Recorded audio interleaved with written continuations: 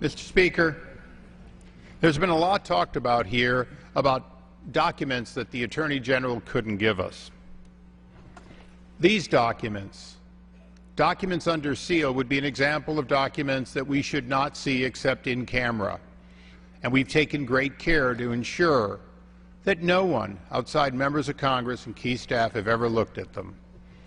But I've looked at them, and what I know is that these documents, read by any person of ordinary learning, make it very clear that these wiretap applications read and signed by individuals in the Department of Justice in Washington, you read them, you knew they were gun walking.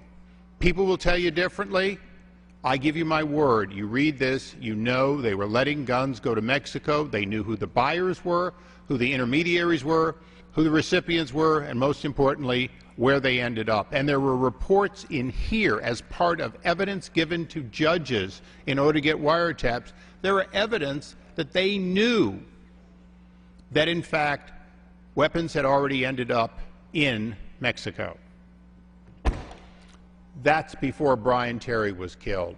That's while Fast and Furious could have been stopped. That's while people could have been warned. In fact, that's why at a time in which ATF agents in Mexico City, if they punched in the serial number of a weapon found there, they got an erroneous, an error. They did not get meaningful information because that was being blocked, not by ATF per se, but by the Department of Justice under the auspices of the U.S. Attorney and his bosses.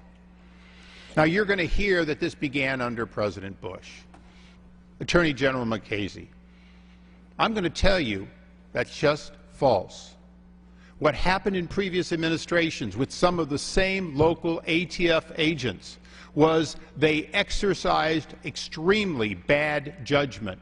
They did things and pushed on programs that I believe were poorly conceived and poorly manned, and as a result, they lost track of weapons repeatedly. That happened, and it was wrong. The U.S. Attorney at the time even declined prosecutions because of failed techniques. All of these were shut down during the Bush administration. President Bush can take no credit for it. He didn't know it. As far as I know, the Attorney General didn't know. And anyone who saw the record of that should say this was wrong-minded. But during this administration, during the time in which the Attorney General and his key lieutenants, including Lanny Brewer, were in charge, they reopened the prosecutions from a failed program called Wide Receiver, and they opened Fast and Furious. Now, I'm the second child in a family. I have an older brother, and I learned at a very young age, you in fact cannot, when you do something wrong, say, my brother Billy did it.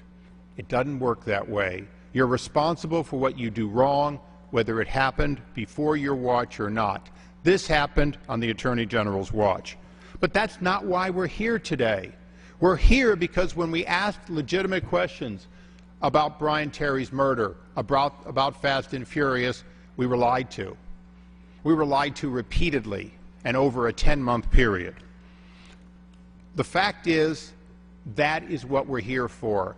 The American people want to know that if you give false testimony to Congress, and the minority leader talked about why is there such a hurry? Why was there 10 months delay? I was sworn in just a few days before this investigation began, and now we're nearing an election, and we don't want to have this during an election. We want to have resolution for the Terry family.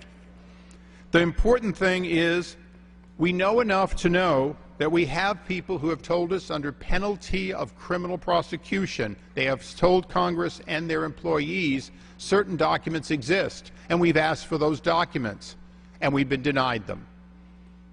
We can't bring Kenneth Melson back in good faith and say, well, we've got to have him in front of our committee.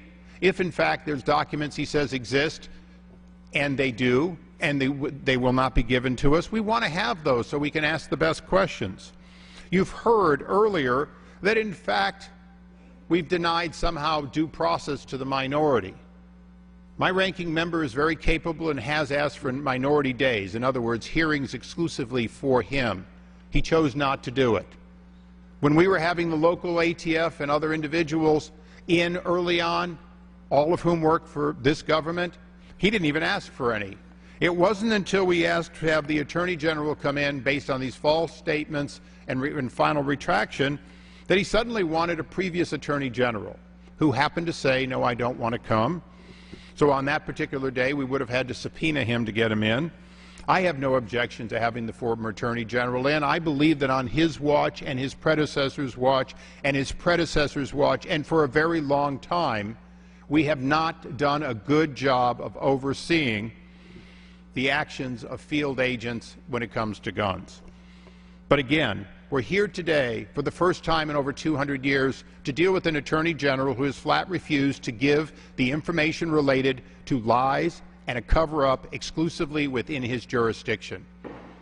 Lies and a cover-up exclusively in his jurisdiction. That's what we're voting on. I urge vote on the contempt on behalf of the Terry family. Time the gentleman has expired. All time for debate has expired.